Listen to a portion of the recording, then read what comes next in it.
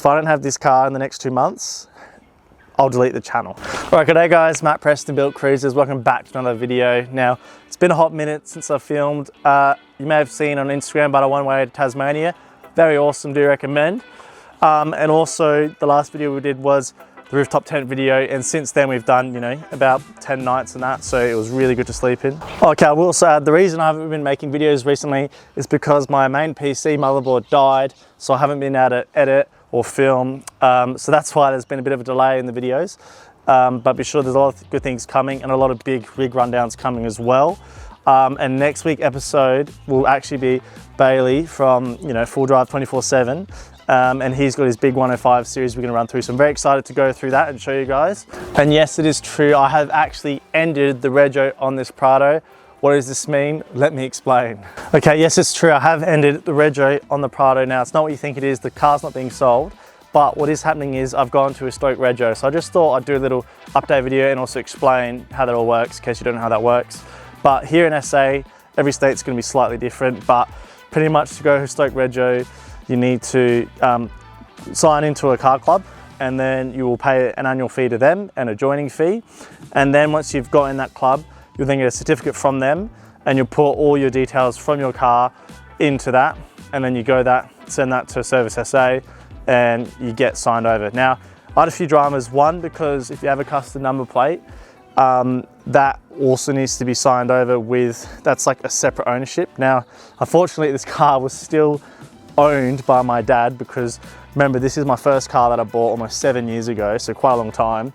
And it was all put in my parents' name because it was like cheaper insurance. But now it is officially signed on to me, which is kind of funny because I've had it for so long and it's never officially been mine on the papers. But the number plate was also in his name, so we had to transfer that over. And then now we've got the forms officially all handed in. And as of yesterday, which was Wednesday, it's all officially mine, which is really exciting. So yes, essentially, as you may know, if you have a old vehicle and you're on historic rego, you can only drive less than 90 days a year, and you have a little booklet and you've got to fill it out and everything.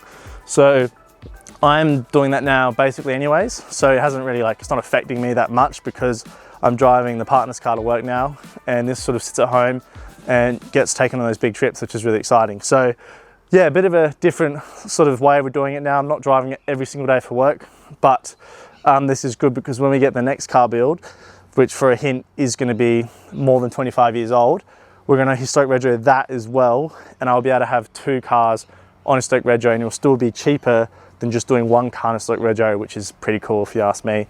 So, and technically combined days of 180 days a year of driving between the 2 cars. So yeah, that's what I'm doing. Might be a bit weird, a bit different. Maybe not too many full drives that are on historic rego that actually still go out camping and driving in them. But that's sort of the plan for now. We'll see how we go. And yeah, so pretty excited to see how it all works out. Okay, so you can see here, finally taken the Built Prado stickers off. There's one on the top and on the bottom, but now it's just Built Cruisers on the bottom. Looks a lot cleaner in my opinion. And pretty much this means that we're on to the next episode of this channel, and that new build is going to come very, very shortly. Okay, we'll also say there is new merch coming very, very soon. Very excited about, because obviously we've rebranded, so all the Built Prado merch is redundant. Sorry if you've got some at home, but pretty much we're going to get new merch. Very excited, and it is going to be coming out shortly, definitely before the Full Drive show in October. So stick around for that as well. Yes, so get very, very excited.